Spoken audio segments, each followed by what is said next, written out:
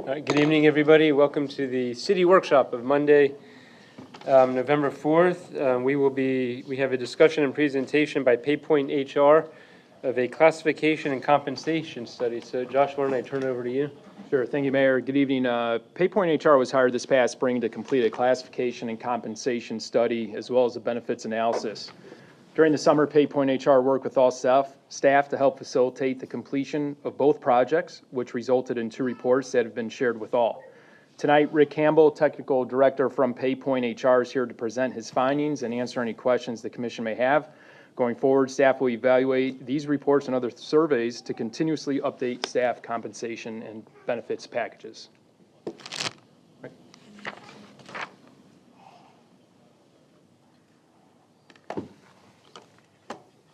Well, good evening, everybody, and thank you for inviting me down here. The biggest point in doing these kind of presentations really is to be informative. So please feel free to ask any and all questions. These are a lot of what my job entails, honestly, is collecting facts from the different parties, collecting it, and then as an unbiased third party and presenting it to you. To make informed decisions based on just facts. Being an independent third party, I have no bias, I have no preferences one way or another as part of this process. So these are just facts that you can make actionable decisions based on. Now, without further ado, this slide is pretty much what was presented to employees at the very beginning of the project and also to the project team in terms of the process. And it just makes sense as part of this process, from my point of view, is just to be open and transparent to all parties. That just makes the most sense, because it is, again, just a collection of facts.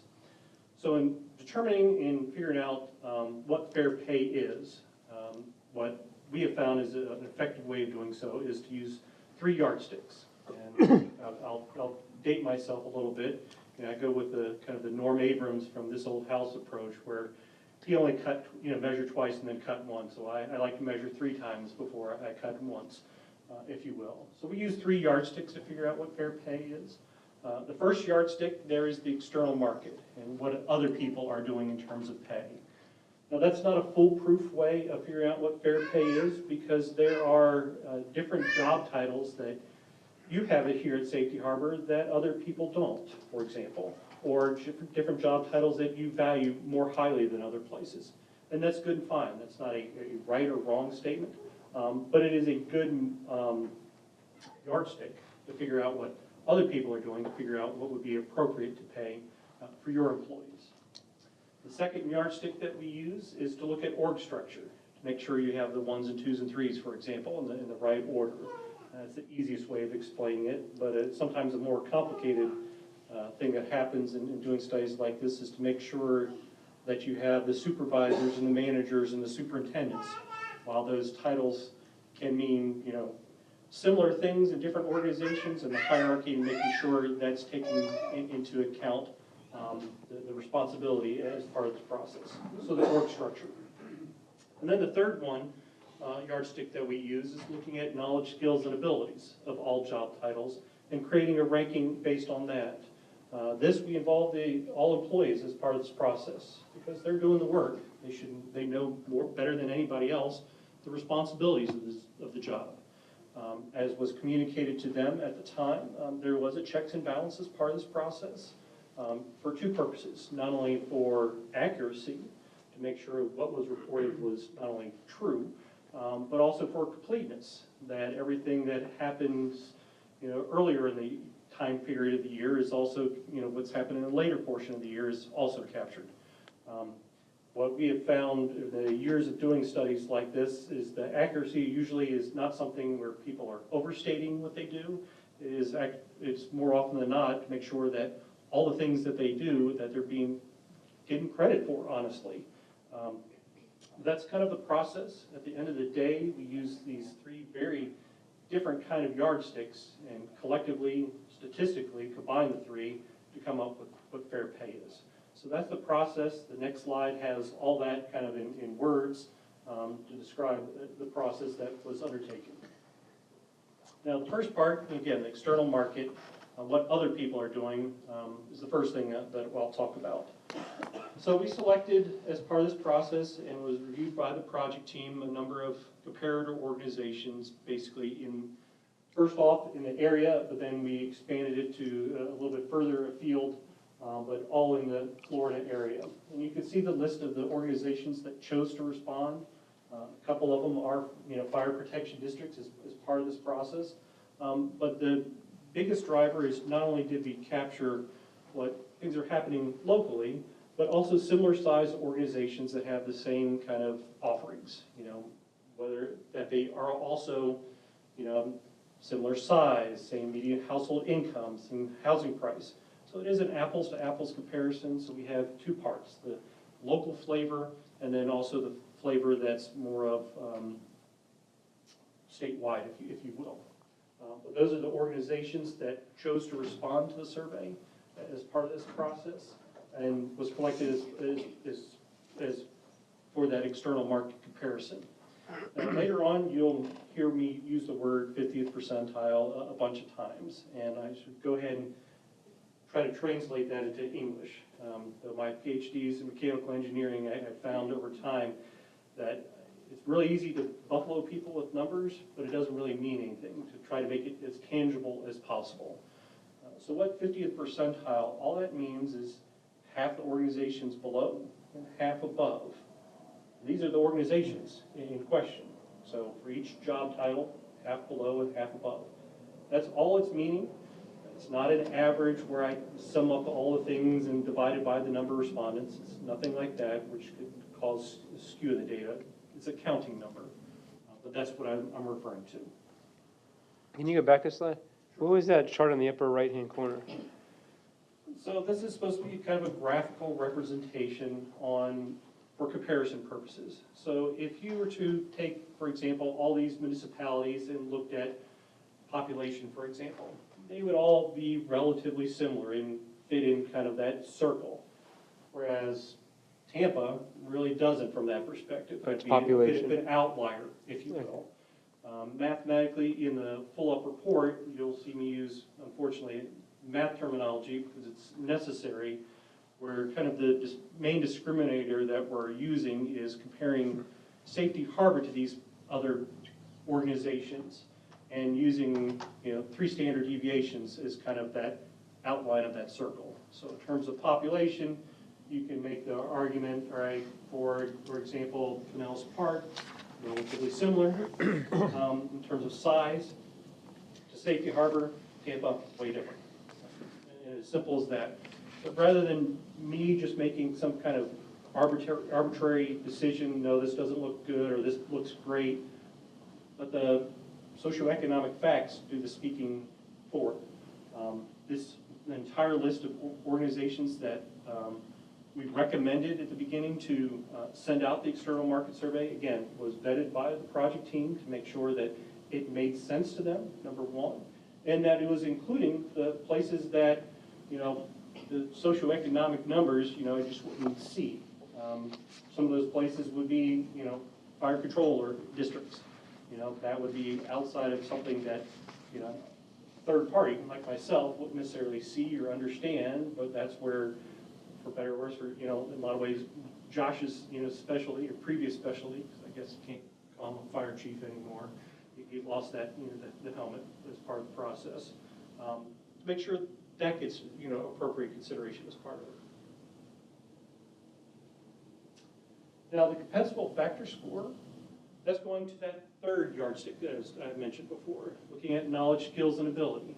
And so what you see on the screen is just the simple job analysis questionnaire that we asked employees to fill out. There's not a right or wrong way of actually filling it out. Employees were told they could fill out collectively if that made sense to them. It was also told to them, again, that there would be a checks and balance, a manager review. At the end of the day, and this is also a true statement, and it was told to them, we had the employee version, and then we had the manager version. Make sure they were in alignment. Did that mean whatever the manager said was, automatically crossed out what the employee said? No, it did not. Was there a radical difference between the two? No, also there was not. But I want to make sure that point is brought out, that what the employee said was considered independent and without a heavy hand, I guess is the way of putting it, of what managers put down.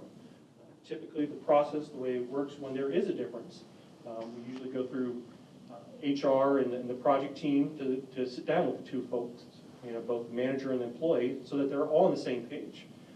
Because this is, again, not a question of so much of right or wrong, it's please educate me on the details of the job. Because while a job title may say, utility worker 1, what does that all involve? Because what that means in one place can mean substantially different than another place. Job titles can be misleading for that purpose. Now, what you have here, again, for better or worse, is more math.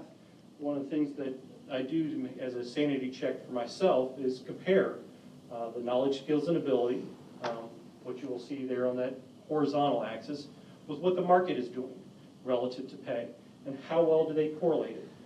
That gives you a higher degree of confidence, in this case, that they're saying the same things, and that's a good statement. It gives you nice, warm, and fuzzy.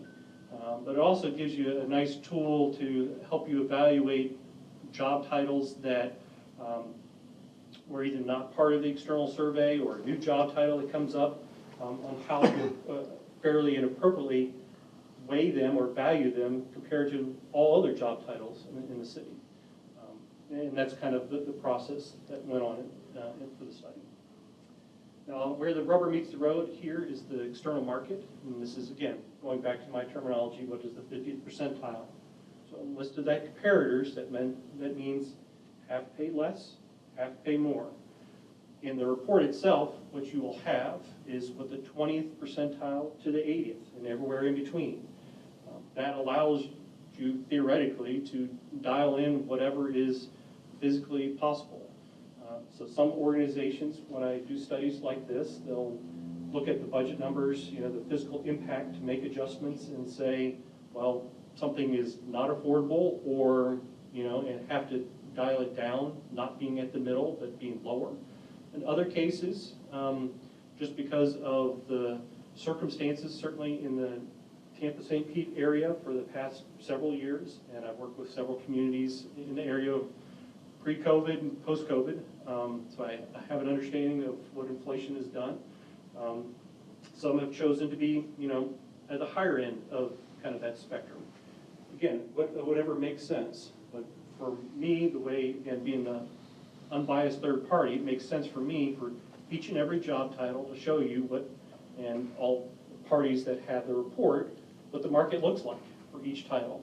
So everybody can make, intelligent decisions on not only budgetary kind of concerns, but also from an employee's perspective on fair pay.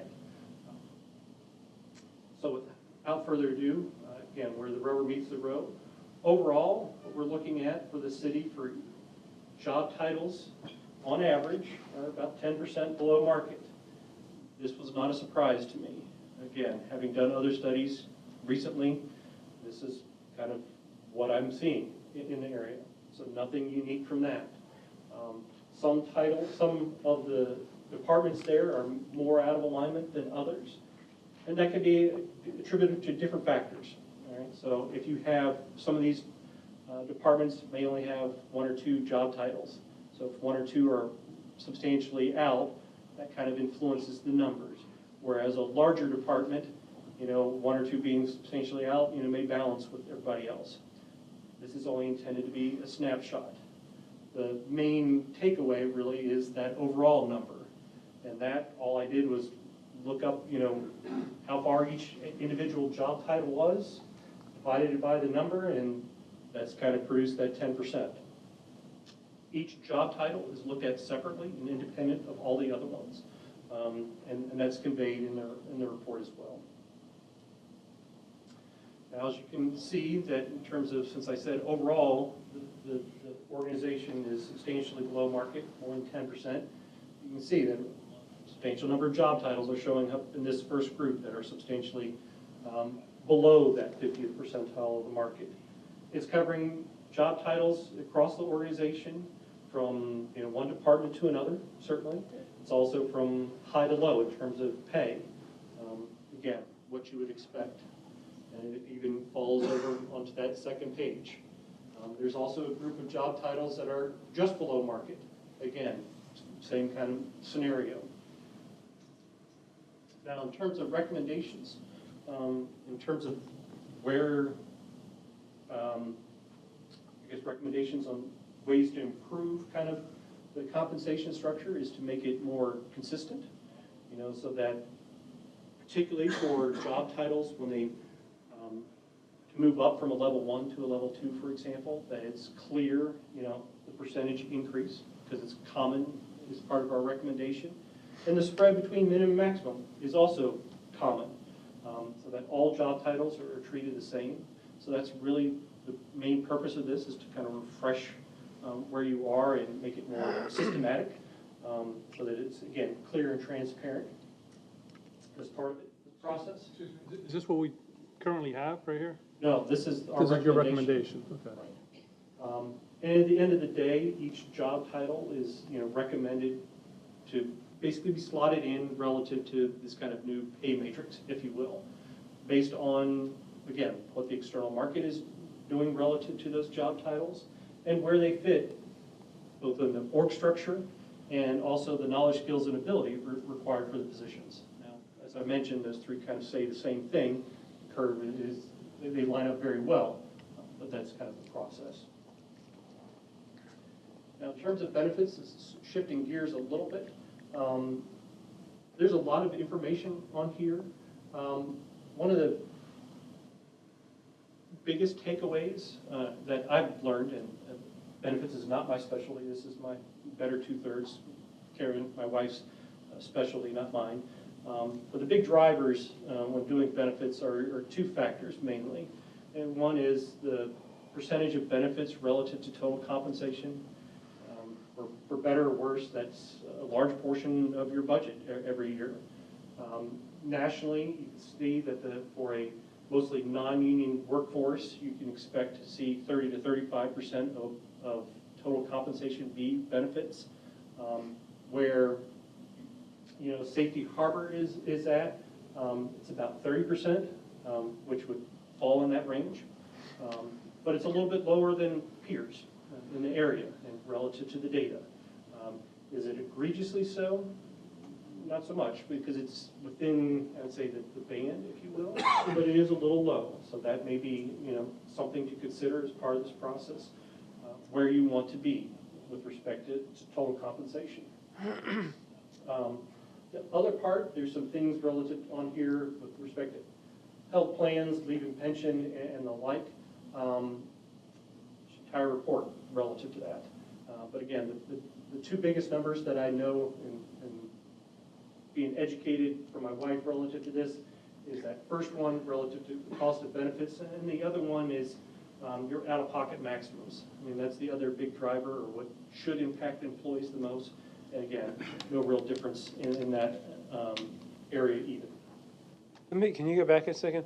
Yes, sir. So how do you quantify under health plans, which says the quality of medical benefits is better than the median of the market based on out-of-pocket maximum copays and deductibles? How do you quantify that? Is that factored into pay? So let me back up a second. When you say we're 10% below pay, does pay include all compensation or No. just pay? Just pay. So we separated intentionally for exactly that kind of question. In the years that I've been doing this, there's only been one organization that deliberately chose to be substantially different in benefits relative to base salary pay. They chose to have their workforce to be, boils down to sometimes older, with where benefits were greater importance to them. So they chose to be, I think it was close to 10% better than the surrounding organizations. That was a deliberate choice. It is well known, but it comes at a cost. And that was well understood by, kind of all parties as part of it. But that's happened once, and I've done lots and lots of studies like this. Typically, most people know what everybody else is doing and are roughly the same. You would be kind of on the slightly on the lower end relative to your peers in the area. Lower end of health benefits? Right there, it's saying the market median, so that 50th percentile for the area for local peers is benefits as a percentage of total compensation is 33%, and you're at 30. So slightly lower, not radically lower. If you wanted to be exactly like everybody else, you would need to move up to 33%. So the cost of benefits includes retirement, healthcare, Yes. vacation. Health plans sounds like we're a little better than our peers.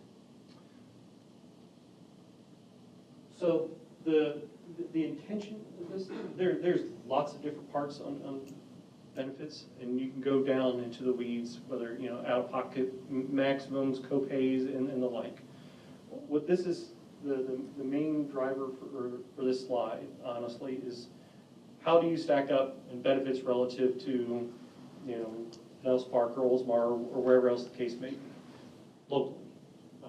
And it's saying that you are, in terms of benefits as a percentage of total compensation, you're a little bit lower than everybody else. So to be comparable, you need to increase your benefit offerings, all those different factors that you mentioned, to be equivalent to it. You're in the range, just at the lower end of the range, that's all. We'd have to come up 3% to be in the range. Right. Did you pinpoint specifically, in other words, what part, I mean, there are a lot of facets that make up benefits. Yes, it does. So if we were to increase anything to make up that 3%, were you able to pinpoint where we might specifically be off on that, or? In part of this is not a small budget item. Gotcha.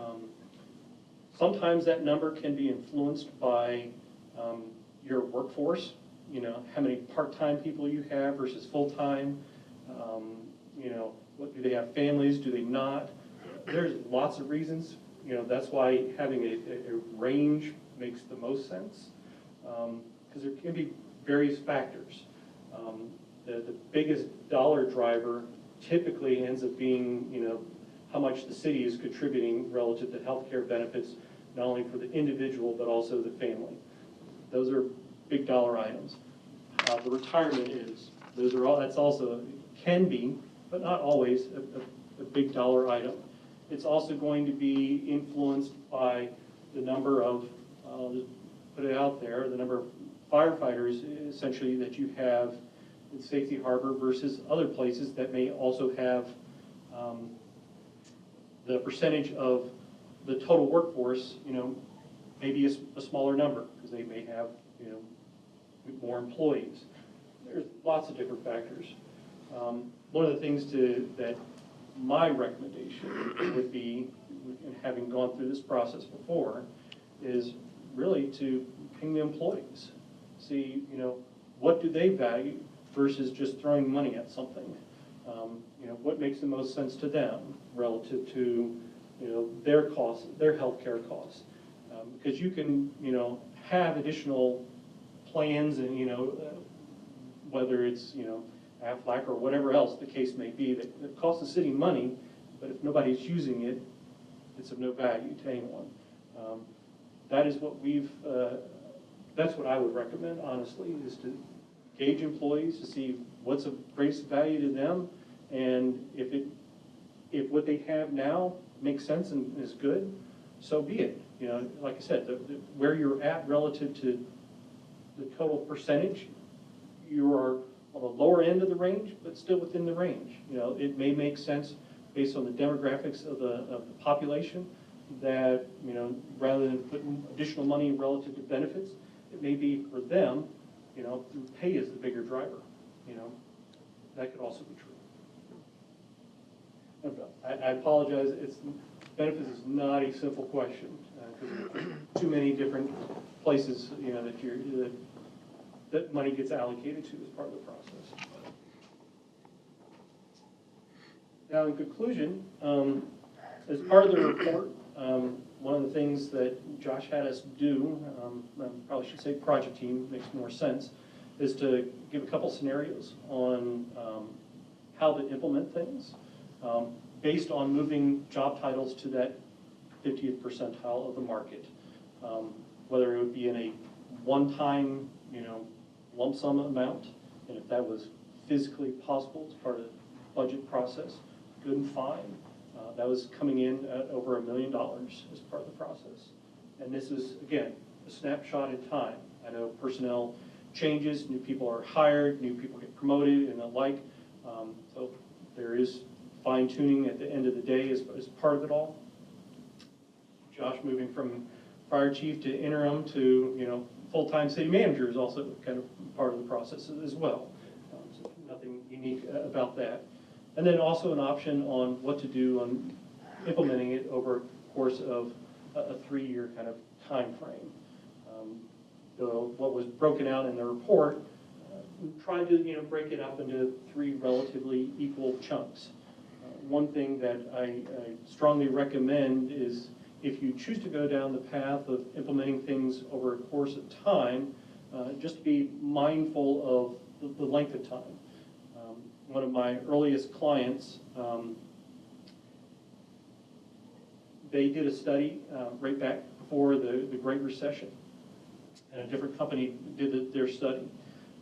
And they turned out to be, in this organization, more than 20% below market.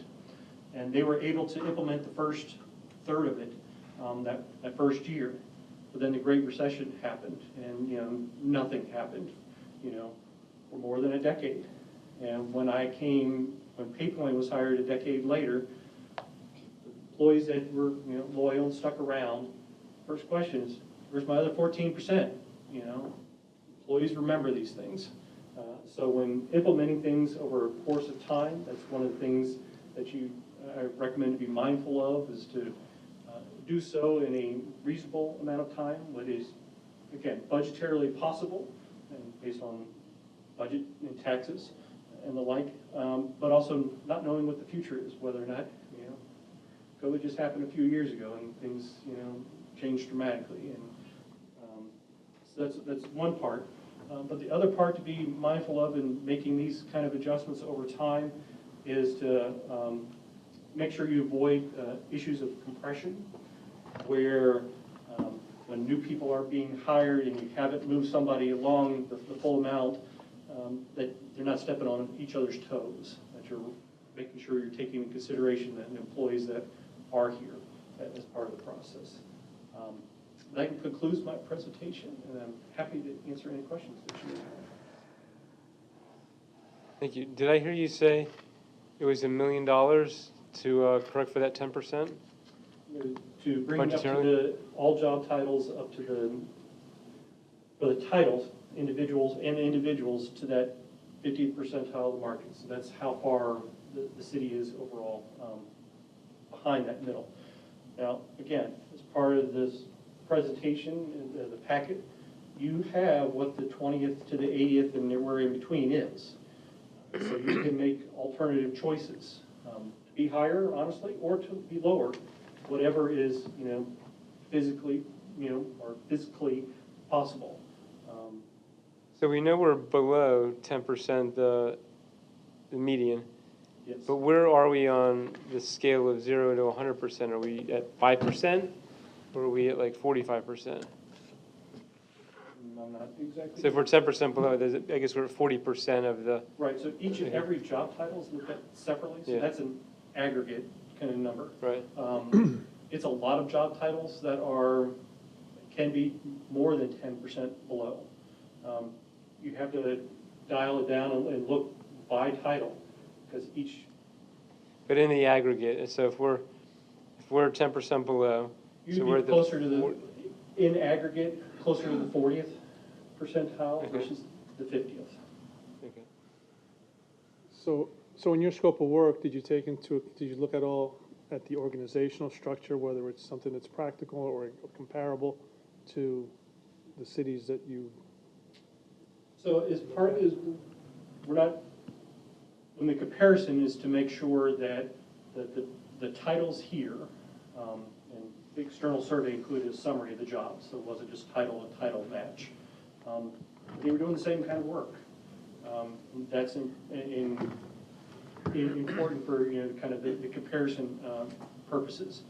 Now, the org structure, kind of whether or not you have the right number of department heads or whether they should be consolidated is not part of this project. As far as the pay grades are concerned, I think the city's got more than 24 pay grades. You probably know better than I do. So part of the process is to, and the salary structure recommendation is to look at what makes sense, not only for what's happening in the area itself, so that in part to define the range between the minimum and maximum, and to make sure that there was a consistent opportunity that if I got an additional certification and that would make me eligible to go from a level 1 to a level 2, for example, that I know it's worth my while. That it isn't, oh, I moved from a grade 2 to a grade 3, but it's only 2%. That's not going to be worthwhile, even though I have a higher number. So the distance between all the grades are consistent, so it's, again, well defined. We typically, when constructing that kind of pay scale, look to see, not only where individuals are currently being paid, but to take into consideration are relative to the market adjustments. If you were, for example, choose to be at the 90th percentile, and while I believe it was 20-some grades there, you may need 3 or 4 more just to accommodate it. So the grade structure doesn't really change. It's the placement of the titles with respect to the market and the org structure and the knowledge, skills, and abilities places them. So is the 24 pay grades that you recommended, is it based on how many different positions we have, or the range of pay that we're running? It was structured so that as part of this whole process, we looked at, again, the knowledge, skills, and ability, the org structure that you currently have, and the external market and placement in to see, all right, what made sense. You can create however many grades that you want, and if they're not used, they're not used, and it's really no value. So that's kind of how it was structured. So when you put each position into a pay grade, you based it on what the job description was, based on the perception of the employee and the perception of Yes. the manager? Okay. In addition to what the market is driving relative pay and org structure. And again, I can't emphasize, that enough. And the easiest example, and since you don't have the police department, this is an easy one. Some organizations that I work with that do have police departments, oftentimes, a police chief will be the number 2 or number 3 at worst ranking position in an organization. That's to be kind of expected. In terms of the responsibilities of the job and the like. And it's also with respect to the market where that title is typically paid. Now, having said that, some organizations, want for senior management to be all on an equal playing field. Whether or not you're a police chief, and I'm not trying to pick on one title versus another, but one that has less serious, perhaps in some ways, responsibilities. Maybe looking at knowledge, skills, and ability, they may be lower. But the market is saying they may be lower, but the organization says, I want them all on the equal playing field, because to make the city run, that makes the most sense. So sometimes that happens as well. So like a director's a director, Is a a director. chief's a chief's a chief. Yes, sir. Couple of questions. You mentioned the implementation not to take too long. In the report, you recommend 3 years. I've been part of a couple of these in the private sector that 3 years tends to be the norm here. Would you agree with that? It is to be budgetarily what's reasonable. More than that, too many things can happen in terms of years of implementation. Sometimes when the dollars get to be too much, honestly, the goal of being in the middle of the market is too much of a stretch. And it's honestly better to be at a lower percentage of the market than to be upfront and truthful and get there, quicker with the goal. All right, maybe not this year, depends on how, the election, goes and everything else. There may be additional revenues or whatever the case may be that we want to try to get to a higher level. That may be also possible. And you mentioned some of that in your presentation as well, that, our recommendations are targeted at a 50th percentile of the market. We're currently roughly the 40th percentile. If we were the type of organization that decided that's where we wanted to be and be competitive because we're smaller than our surroundings, and that changes the target. Okay, so But on, again, one thing to emphasize, that percentile that we're talking about is relative to those organizations that you saw on that Yeah. list. We're not including Tampa, we're not Yeah. including Clearwater, those are not similar organizations. It's with respect to that group. Sure, thank you. Also on the recommendations of raising some of these salaries, right? So we talked about the different pay grades, and they all have a min and a max, and you recommended a 60% swing there. That's quite a bit of ground, I think, between a min and a max, but that's good. If we were going to shift these things, where are we focusing? Is the recommendation to shift the min and the max, and then have the people that fall within those ranges kind of carry their percentile within that range along with that increase? Or raise the min and max, and if they still fall within there, we're okay, but possibly creating that compression, right? So there's lots of different ways of implementation. And it, again, boils down to what is, this whole process started with trying to be fair and upfront to all employees and to taxpayers, And honestly, as long as you keep that mentality, there's not a, I don't say right or wrong way of implementing things. What is part of this study was to make the assumption that if you're an employee that, say, is 25% through your current range, market penetration or whatever you want to call it, that was appropriate, that your years of experience that you came in with and that you've had over the course of time, that it's accurate. So if you're 25% through the range now, and as part of this study, you'd still be 25% through the new range. That's all taken in consideration. That's the easiest assumption.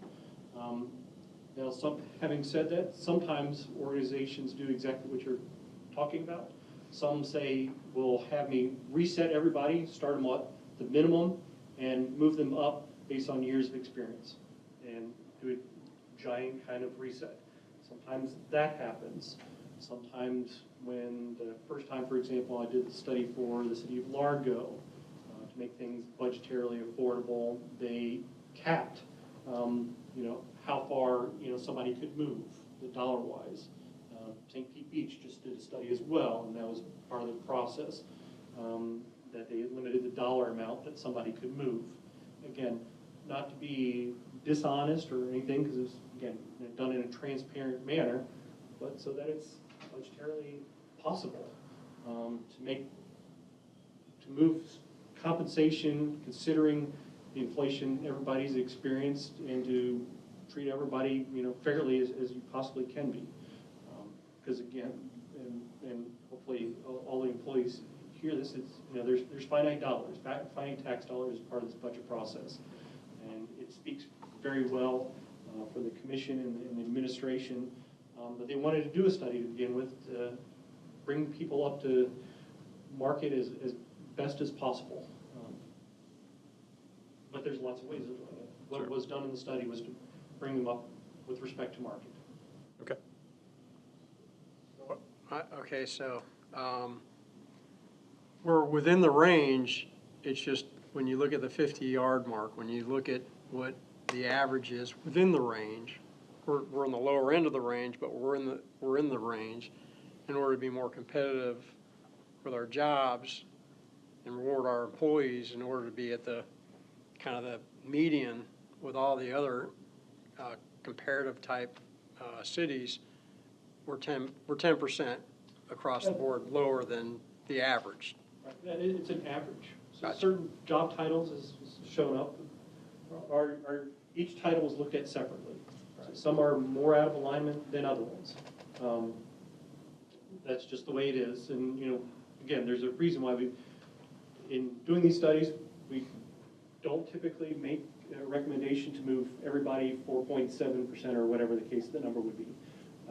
look at each individual job title separately, and then figure out, you know, how that impacts the individual employee. So first off, it's relative to the title, the position. Independent of if they're an excellent employee, you know, superstar, or whatever the case may be, to take out the individual component, if you will. Now, there can be, as part of this process, it is possible that some of the job titles, if you only moved them in up to the appropriate grade, instead of, right now, they may be, you know, halfway through the grade, for example. But if the market says they're 10% low, instead of being right at the middle, they'd be probably closer to the minimum if you didn't make any salary adjustment. You can do that. When you do that, however, employees, again, will know this. They will know, they can see the salary ranges, you know, from that 20th to 80th percentile for their job title. They'll know the respondents. I mean, this is no different than anybody else at jobs. If you know the market and what it's paying, I won't go any further than that. And it's not intended to be negative, but it's a true statement. The problem with just allowing it to, if you're floating at somebody's more of a senior level and it brings them back close to the minimum, well, now you're hiring new people, you know, right there near the minimum. Now you're asking all kinds of compression. You have a senior employee now making close to somebody that's, you know, a new hire, and you know whether that's not necessarily fair. That will happen in some cases. Typically, the job titles that are, I would say, just below market, so 5% below, something like that will happen. But for the job titles that are 10% or more below, sometimes that would be, if you were to keep the old scale, the recommendation would probably be move them up, you know, to a higher grade, because 10% or more is a big number. It means you're substantially behind. I have a question for you. So if we have one position that's 20% below market, but there's only one position in the city, and then say there's another department where there's 15 positions that are 5% below, do you weight those, or do you put I those? look at each, so that 10% below Yeah. is, if you have 100 job titles, I don't care what department they are, I summed up how far all those 100 titles were, and divided by 100.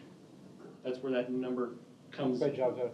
And so when you said on your first slide that we have a greater percentage of part-time employees, You could, in terms relative to benefits, that part of things. but if That we're gives you- using, so maybe we have more parks per capita than other cities, so maybe we have bigger leisure services department than others. I don't know if we do or don't, but leisure services may be a department where we have more part-time employees. Is that factored into it, or are you saying, oh, well, a comparable city has a leisure services department, maybe smaller, but their average is greater than ours? So that average 10 point whatever percentage is just an average. So there's lots of ways of getting it at that 10% average. For example, you could have half the job titles 20% below and half right at 0. And that'll get you that 10. Or you could have all of them at 10% below and get you at 10 as well. So that's why we look at by job title. So each job title, if it said that you were 20% below, for that job title A, it shows up. Job title B was 3% below, it says that. And, you know, all by title. So the size, in that case, doesn't influence that kind of issue. Okay. But a good question. Thank you, sir.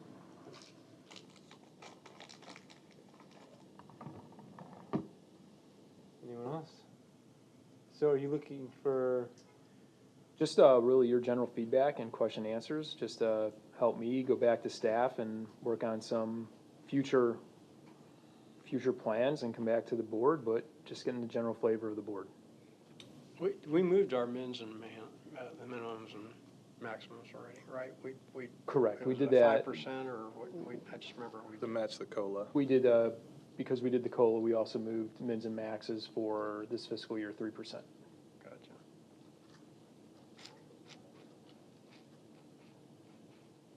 So I think, I agree about the ranges. We should reduce, in fact, I think we should even reduce them a little bit more than 24.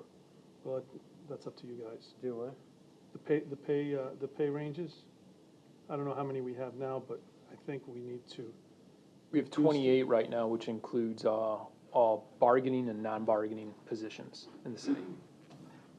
So I think, yeah, I think we need to, I'd like to see it further reduced more than 24. I don't know what he says. But I just think give it more, give more flexibility in employee growing and also not go through this possible compression, which I think we may have going forward. If we do this over the next 3 years, there will be some unintended consequence, Right. unintended compression, It so. is just being mindful of it, that, going in, if you implement it over time, one, that you have the mindset to start off the process, to follow through, and then to complete it in 3 years. So that, an employee that's here today and here 3 years from now, they'll get the full amount. And that the issue of compression is short-lived with new employees. And again, it's just being mindful or bookkeeping or however you want to, call it.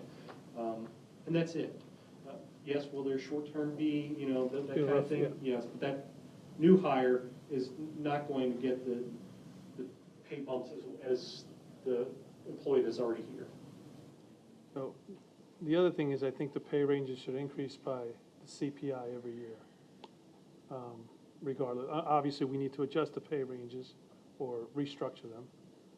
But every year that it should increase, that was your recommendation also, Correct. increase it with the CPI.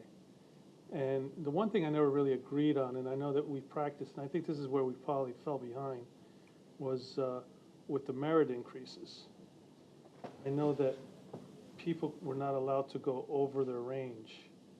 I think that when they tapped out in the top of the range, they couldn't go over. So for example, if your range, if you're in your grade, the top number in your grade was $50,000, and we gave a merit increase of 5%, right? You would get your 5% merit, but the next year your salary is still $50,000. Correct. Which I think that kind of, cost compression, whatever. It can, this is a hard statement to make, but positions have a certain value to them, Can they increase, forever in terms of, dollars just because you are here?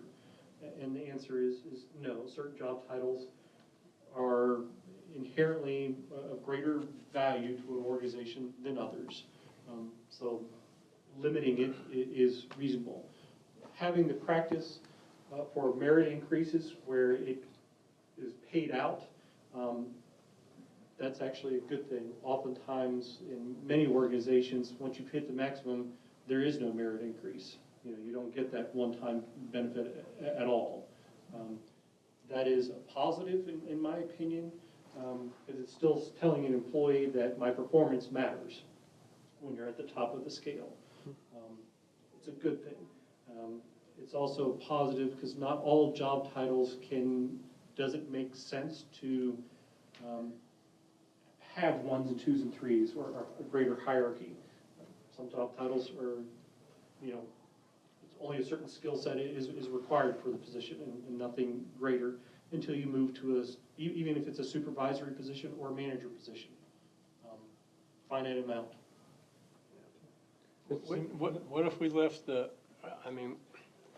avoid compression, what if you left the bottom where the bottom is because it's within range, and you continue to raise the top over a period of 2 or 3 years so that you increase it, but to avoid compression, you keep the bottom? Would that alleviate compression issues? So that you're hiring in people. Changing the range doesn't necessarily impact compression. It is the individual pay in terms of seniority or years of experience or certifications and the like. So that's more of a monitoring of people with similar, whether it's job skills or responsibilities, that are typically in the same pay grade, that nominally, it should look like, right, years of experience versus pay should line up. It's not perfect, because somebody can have additional certifications that's of value to the city, or came in with additional experience from somewhere else. So it doesn't always perfectly line up. Moving the range wider and wider doesn't necessarily help the issue. Typically, where you have compression issues is in the first 5 years of employment. You know, it's not going to be the 10 and 15 and 20, because it doesn't typically happen that way. It's usually those first couple of years is where it all happens. And it's independent of whether or not you're a city, town, school district. That's where it always ends up being. So your recommendation is to move the bottom with the top as you move it up? For relative to CPI, Yeah. move the whole scale, top and bottom. And that way you will keep up with the market, so that ideally, once you're at the market level that you choose to be at, if you move the scale, most compensation plans should last you several years, that you're not doing these kinds of studies every 2 years. Some organizations that I work with, that is how they choose to operate, and, you know, so be it. And I'll put on my businessman hat, great. Now my taxpayer hat says, well, fix it so that you don't hire the consultant. Now, I'm speaking out of both mouths on that, but I'm a taxpayer as well. It makes more sense that if it's affordable to keep up pace, that the money should go for, you know, salaries and capital projects and the like versus consultants. And that's strange coming from my mouth, but it's a true statement. Now, sometimes it does make sense when things are dramatically changing, that things get out of alignment. Particularly, for example, during COVID, I worked with one county where they had a massive problem retaining nurses. You know, they didn't want to be in that kind of environment for the pay. So that changed everything. Circumstances can cause you to, you know, have to right the ship and do it structurally. But otherwise, if you're able to maintain kind of CPI kind of increases, you should stay relatively competitive in an area. Let me, can I jump in for a second, because we're running at it, we gotta start the next meeting in a couple of minutes here. I think we got some big questions we gotta ask ourselves: where we wanna be on the scale, how much do we wanna spend to get there, and where are we gonna get the money? So I don't think we're gonna answer those questions in the next 3 minutes. So why don't we schedule this as another agenda item Okay. to have that Should discussion? be continued. Yeah, Okay. so, all right, anyone else briefly before we conclude? All right, thank you for coming out, thank you Thank you. everyone for coming out. Thank you, Ricky. We'll adjourn in a few minutes.